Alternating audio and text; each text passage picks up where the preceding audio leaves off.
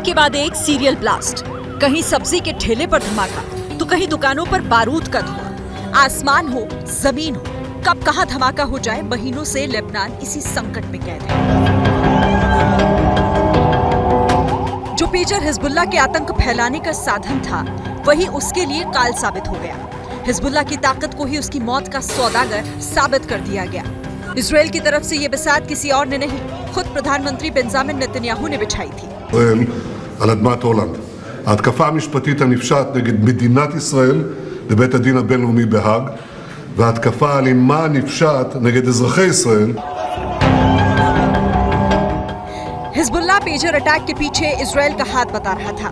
कई रिपोर्ट्स में भी इजराइल की भूमिका सामने आई थी, लेकिन इजराइल ने कभी आधिकारिक तौर पर पेजर ऑपरेशन की जिम्मेदारी नहीं ली थी। लेकिन नेतन्याहू की टिप्पणी किसी भी इजरायली अधिकारी की तरफ से जिम्मेदारी लेने वाला पहला बयान है। रिपोर्ट्स के मुताबिक जिन पेजर्स में विस्फोट हुआ, उन्हें हिजबुल्लाह ने अपने सदस्यों को इस्तेमाल करने को दिया था। गाजा जंग के बाद हिजबुल्लाह ने अपने सदस्यों को मोबाइल फोन का इस्तेमाल करने को मना किया था। हिजबुल्लाह को मोबाइल डिवाइस हैक होने का डर था। पेजर में जीपीएस डिवाइस, माइक्रोफोन और कैमरा नहीं होता। इन्हीं के जरिए संवाद स्थापित कर हिजबुल्लाह अपने ऑपरेशन को अंजाम देता था। लेकिन इजराइल ने आतंकियों के इसी पेजर हथियार को ब्लास्ट कर युद्ध में हिजबुल्लाह की कमर तोड़ दी थी। लेकिन सवाल उठ रहे हैं कि जब पेजर हमले को 2 महीने बीत गए हैं, इजराइल ने अपनी भूमिका पर चुप्पी साध रखी थी, तो अब नेतन्याहू कैबिनेट की गोपनीय बातें सार्वजनिक क्यों कर रहे हैं? बताया जा रहा है कि इजराइल में चल रहे घरेलू राजनीतिक तनाव इसकी बड़ी वजह है।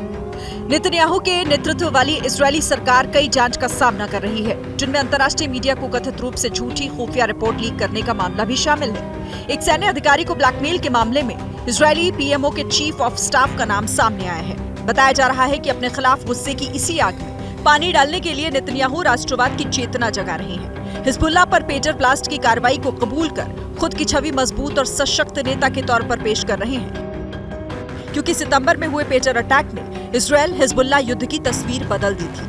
अक्टूबर में आतंकी हमले के बाद इजराइल हिजबुल्लाह और हमास के 2 मोर्चों पर युद्ध में उलझ गया था। कई बार इजराइल बैकफुट पर ही रहा, लेकिन पेजर अटैक ने युद्ध को इजराइल के पक्ष में मोड़ दिया और अब पेजर अटैक के जरिए नेतन्याहू अपना सियासी क्रेडिट स्कोर सुधार रहे हैं।